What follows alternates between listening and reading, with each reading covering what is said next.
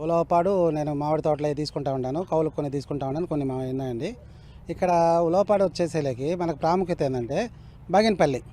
బగినపల్లి ఎలా ఉంటుందంటే మనకి బాగా స్వీట్ వస్తుంది. స్వీట్ ఎందుకు వస్తుందంటే ఆ కండగల నేల ఇది. మన నేల కండగల నేల అండి. అందుకని బాగా స్వీట్ వస్తుంది.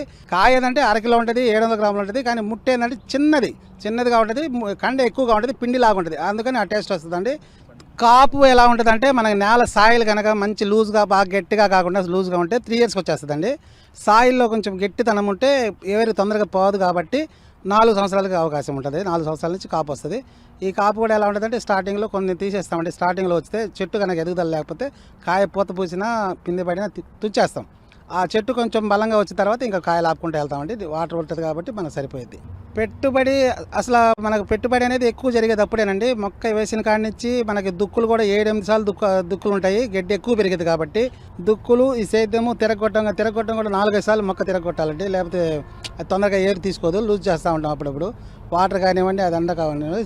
మనకు దాదాపు ఎకరాకి ఒక 30 నుంచి 40 వేలు దాకా పడిద్దండి. ఒక 10 ఎకరాలు సాకోవాలి 4 లక్షలు ఖర్చు అయిపోద్ది.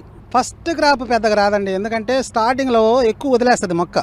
మనం కూడా తుంచేస్తాం. ఎక్కువ పడినా కానీ మొక్క మనకు దెబ్బతింటుందని మనం వదిలేస్తాము. ఆ స్టార్టింగ్లో ఎట్లా చేస్తుందంటే ఇప్పుడు ఒక ఎకరా ఉందనుకోండి, ఒక 200 కాయలు, 400 కాయలు, ఒక 10 ఎకరాలు ఉంటే 4000 కాయలు, 3000 కాయలు అంతే స్టార్టింగ్. తర్వాత సెకండ్ ఇయర్ నుంచి 1 by 1 అట్లా పెంచుకుంటూ వెళ్ళిపోద్ది. మొక్క కూడా పెరుగుతూ ఉంటుంది. దానివల్ల కాపు కూడా ఎక్కువతూ ఉంటుంది కాబట్టి మనకి ఆదాయం ఎక్కువ వస్తుంది. మనకు దాదాపు మొక్క 10 సంవత్సరాలకు వచ్చేలకి 40,000 దాకా వెళ్ళిపోతుంది ఎకరా. 10 ఎకరాలు ఉంటే 4 లక్షలు వస్తాయి. ఇక్కడ ఏంటంటే మెయిన్ ఏంటంటే కొన్ని నేలలు బాగుండే నేలలు ఉండి ఇప్పుడు ఉన్న పరిస్థితులు ఏంటంటే ఒక 15 సంవత్సరాలు 20 సంవత్సరాలు చెట్టు అయినా కానీ మనకి ఎకరా ₹1,00,000 పెట్టుకుంటున్నారు. ఒక ఎకరా 1,00,000 అయినా కానీ ఎకరాకి 7 నుంచి 8 టన్నులు కాపు వస్తుంది. అది 15 సంవత్సరాలు దాటిన తర్వాత ఆ నేల సాయిలు మనకి ఇక్కడ ఉలవపాడు మండలంలో కానివ్వండి అటు టాప్లో ఉన్నాయి. అక్కడ ఒక 3,000 ఎకరాలు ఉంటుంది. ఆ 3,000 ఎకరం మాత్రం టాప్. 15 సంవత్సరాలు దాటిన చెట్లకి ఎకరాకి 50,000 కనీసం 50,000 అంటే లీస్ట్కి వస్తాయండి. ఇంకా 50 నుంచి పెచ్చు అంటే పైన అంటే వాళ్ళు చేసే యాజమాన్య పద్ధతులు, వాళ్ళు చేసే కొమ్మ కత్తిరింపులు, దానికి ఉన్న డ్రిప్పు, దానికి ఉన్న వాటర్ ఫెసిలిటీస్ ఇవన్నీ చూసుకొని 60 నుంచి 70 దాకా కూడా కొంటామండి.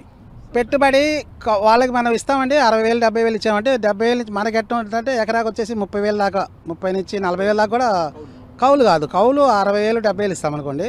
మనకి ఎక్స్ట్రా పిచికారీ అంటే పిచికారీకి వచ్చేలేకి మందుల రేట్లు బాగా పెరిగిపోయినాయి కాబట్టి పెట్టుబడి దాని కింద మనకి దాదాపు 30 నుంచి 40 దాకా మనకే అవుతుంది. 30,000 టన్నేజీ వరకు చూస్తే తోటలో దాన్ని బట్టి ఉండదు. ఒక 40 చెట్లు కనుక ఉన్నాయంటే 10 చెట్లు ఎట్లా కాయవు, 30 చెట్లే కాస్తాయి. ఆ 30 చెట్లు చెట్టుకు 1 కింటా కాస్తుంది, 2 క్వింటాలు కాస్తాయి. 2 క్వింటాలు అంటే 200 కేజీలు.